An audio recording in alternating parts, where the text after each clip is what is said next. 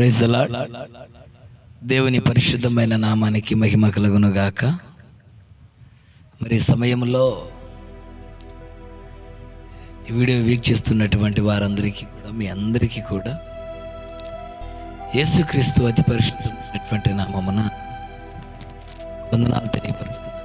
మీకు కూడా వందనాలు.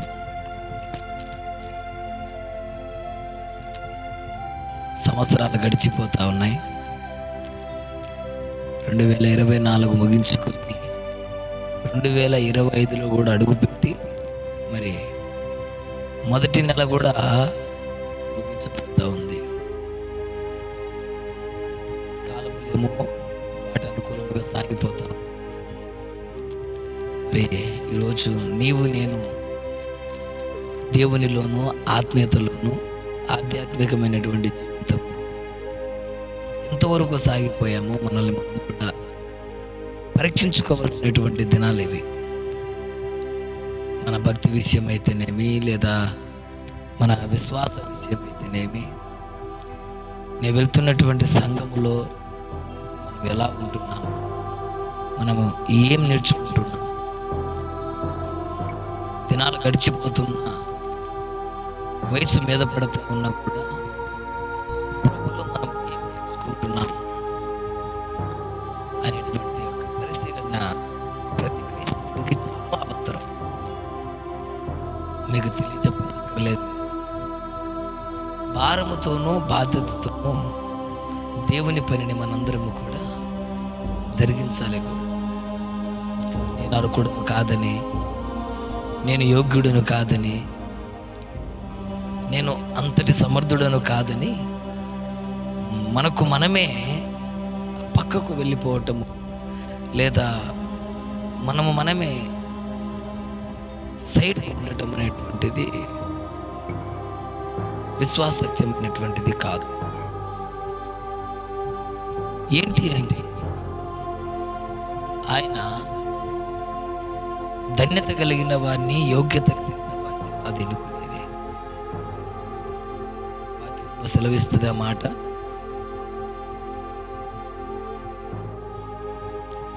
జ్ఞానుల సైతము సిగ్గుపరచడానికి అజ్ఞానులను కూడా ఆయన లేవనెత్తుకోగలడు. అంతటి సమర్థుడు ఆయన. ఈరోజు నువ్వు అజ్ఞాని అనుకోవచ్చు, లేదా చదువు లేదనుకోవచ్చు, లేదా నేను పనికిరాని వాడిని అనుకోవచ్చు, లేదా అందరూ నన్ను చాతగాని వాడిలా చూస్తున్నారు, అందరూ నన్ను నెట్టివేసినటువంటి వాడిగా చూస్తున్నారు, లేదా అందరూ నన్ను ఒక వింతగా చూస్తున్నారు, ఒక పాపిగా చూస్తున్నారు. నీవే దేవునికి దూరం అవ్వాల్సినటువంటి పని లేదు. నలిగిన హృదయములను, ఆశ కలిగినటువంటి ప్రాణములను ఆయన తృప్తిపరచగలిగినటువంటి వాడు ఆయన. మీకు తెలుసో లేదో, యోహాను సువార్త 4వ అధ్యాయములో సమరయ స్త్రీని మనము చదివి ఉంటాం, మీ అందరికి బాగా తెలుసు కూడా. అయితే ఆమె మనకు లోతైనటువంటి ఆత్మీయ పాఠాన్ని మనకు నేర్పిస్తుంది. ఆమె ఒక విశ్వాసికి ఎంత ఆత్మీయత కావాలో, ఎంత ఆత్మీయతంగా జీవించాలో ఆ అధ్యాయముగిన మనం చదవగలిగినట్లయితే 4వ అధ్యాయము చక్కగా పరిశుద్ధాత్మ దేవుడు విశ్వాసి కావాల్సినటువంటి లోతైనటువంటి అనుభవము మనం చూస్తాం. అక్కడ ఏమని ఉంటుంది అని అంటే, సమరయ స్త్రీ అనబడినటువంటి ఆమె పాపి అని, వ్యభిచారి అని, వేశ్య సాంగత్యము చేస్తున్నదని, ఆమె ఊరిలో ఉండటానికి ఏమాత్రము కూడా వీలు లేదని, అట్టి పనులు చేస్తున్నటువంటి ఆమె ఏమాత్రము కూడా మన మధ్యలో ఉండటానికి వీలు లేదని, ఆ గ్రామస్తులందరూ కూడా గుమికూడుకొని ఒక ఆలోచనలోకి వచ్చి, ఈమె ఈ ప్రాంతంలో ఉంటే మన బిడ్డలు చెడిపోతారు,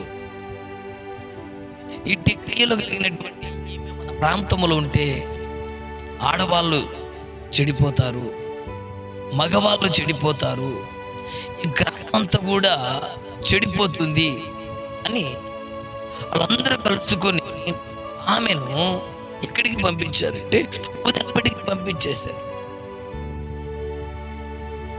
ఆమె వల్ల గ్రామం చెడిపోయే అవకాశం ఉంది అని, ఆమె వల్ల కుటుంబాలు చెడిపోయే అవకాశం ఉంది అని, చక్కగా ఉన్నటువంటి కాపురాలు ఆమె క్రియల వలన చెడిపోతాయి అని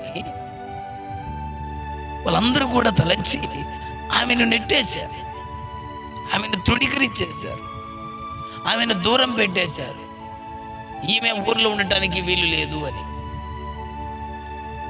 ఎవరు ఈమెతో మాట్లాడకూడదు, ఈమె ఎవరితో మాట్లాడకూడదు, ఈమె దగ్గరికి ఎవరు వెళ్ళకూడదు, ఆమె మన దగ్గరికి రాకూడదని ఒక కండిషన్ అక్కడ ఏర్పాటు చేసి ఆమెను దూరం పెట్టేశారు. వాస్తవానికి నా దేవుడు కూడా ఈరోజు త్రోయబడినటువంటి వారిని, తృణీకరించబడినటువంటి వారిని, పాపముగా కలిగి జీవిస్తున్నటువంటి వారిని, ఆయన ఈ లోకానికి నశించిపోయే వారిని వెదికి రక్షించడానికి వచ్చామని దేవుని యొక్క వాక్యం మనకు సెలవిస్తూ ఉంది. నిజమే కదా మరి? రైట్. ఈమె నేర్పిస్తుంది పాఠం. ఆమె ఒకానొక దినాన ఆ కడవ చేత పట్టుకొని నీళ్లు చేదుకొనుటకు బావి దగ్గరికి వెళ్తుంది. ఆమె బావి దగ్గరకు వస్తుందని దేవుడు ఎరిగి అక్కడే ఆ మిట్ట మధ్యాహ్న కాల సమయంలో ఆ బావి దగ్గర యేసు ప్రభుల వారు ఆమె కోసము ఎదురు చూస్తూ ఉన్నాడు. నా సహోదరి సహోదరుడా, సమరయ స్త్రీ కోసము యేసు ప్రభుల వారు బావి దగ్గర ఎదురు చూసినట్టుగానే ఈ లోకములో ఉన్నటువంటి ప్రతి పాపి కొరకు, ఈ లోకములో ఉన్నటువంటి నశించిపోతున్న ప్రతి బిడ్డల కొరకు, ఈ లోకములో తృణీకరించబడిన వారి కొరకు, ఈ లోకములో నిందించబడిన వారి కొరకు, ఈ లోకములో త్రోసివేయబడినటువంటి వారి కొరకు యేసు ప్రభుల వారు తన దేవుని మందిరం అనబడినటువంటి స్థలములో ఎదురు చూస్తూ ఉన్నాడు. వాక్యం సెలవు, దినమెల్లా నేను మీ కొరకు నా చేతులు చాచి పెట్టాను అంటాడు ఆయన. రా, పాపము విడిచి పరిశుద్ధమైన జీవితం జీవించడానికి రా. నలిగిపోయిన నీ జీవితాన్ని నేను మధురంగా మార్చేస్తాను. మార వంటి నీ జీవితాన్ని మధురంగా మార్చేస్తాను. కన్నీరు కలిగిన నీ జీవితానికి నాట్యముగా మారుస్తాను. అరణ్య రోదన విలపిస్తున్న నీ జీవితంలో, నీ కుటుంబములో ఉల్లాసమైనటువంటి జీవితాన్ని నేను ఇస్తాను అని నా దేవుడు అనేక మార్లు ఆయన వాక్యం ద్వారా మనతో మాట్లాడుతూ మనల్ని సిద్ధపరుస్తాం. సరే, ఆమె ఆ నీళ్ళ కడవ చేత పట్టుకొని ఆ బావి దగ్గరికి వెళ్ళింది. యేసు ప్రభుతో మాట్లాడింది. యేసు ప్రభు తనతో మాట్లాడుతున్నాడు. ఇద్దరి మధ్య సంభాషణ జరుగుతూ ఉంది. పరిశుద్ధుడు అయినటువంటి దేవుని అక్కడ లోక సంబంధముగా పాపిగా జీవిస్తున్నటువంటి సమరయ స్త్రీ ఈ మధ్య కూడా దేవుని మాటలు వెల్లడి జరుగుతూ ఉంది. అక్కడ ఆమెకు కావాల్సినటువంటి ఆత్మీయ పాఠం, ఆమె కావాల్సిన ఆత్మీయ దాహం, ఆమె కావాల్సిన ఆత్మీయ నీళ్లు అక్కడ వాస్తవానికి అయితే ఆమె లోక సంబంధమైన నీటి కోసం దాహం కొరకు వచ్చింది. కానీ అయితే ఆ సమయంలో నా దేవుడు పర సంబంధమైనటువంటి నీటిని ఇస్తా ఉన్నాడు. అక్కడ ఎప్పుడైతే పర సంబంధమైన నీటిని ఇస్తా ఉన్నాడో ఆయన చెప్తూ ఉన్నాడు, ఏది సత్యమో చెప్తున్నాడు, తను జీవించిన జీవితాన్ని గురించి చెప్తున్నాడు, తను బ్రతుకుతున్నటువంటి బ్రతుకును గురించి చెప్పాడు, తను చేసిన పాపం గురించి చెప్పాడు. ఆ జీవితము వ్యర్థము, ఆ సుఖభోగాలు వ్యర్థము, అవి నీ వెంట రావు, నిన్ను నరకానికి తీసుకెళ్తాయి, అది మంచి జీవితం కాదు. ఇదిగో నీకు కావాల్సింది ఈ నీళ్లు కాదు, నీకు కావాల్సింది ఈ నీళ్లు, నువ్వు కనిపెట్టుకొని ఉన్నావు ఇదిగో అని ఆమెకు కావాల్సినటువంటి నీటిని యేసు ప్రభుల వారు ఆమెకి ఇవ్వటానికి ఇష్టపడ్డాడు. నా ప్రియ సహోదరి, అక్కడ ఆమె తృణీకరించబడకుండా, పెడచెవి పెట్టకుండా ఆయన మాటను చెవున పెట్టడానికి ప్రయత్నం చేసింది. ఎప్పుడైతే ఆమె ఆ దేవుని మాటలను చెవిన పెట్టి వినటానికి ప్రయత్నం చేసినప్పుడు తన హృదయము తెరవబడింది. దేవుని మాటలు తన హృదయంలోకి వెళ్ళి తన హృదయంలో ఉన్నటువంటి ప్రతి పాప సంబంధమైనవి, లోక సంబంధమైనవి, సాతాను సంబంధమైన వాటన్నిటిని కూడా ఆయన పారదోలి శుద్ధి చేసి ఆమెను సిద్ధపరిచాడు. చిత్రం ఏంటంటే, ఎప్పుడైతే ఆమె ఆ మాటలు విన్నదో కడవ అక్కడ ఇడిచిపెట్టేసింది.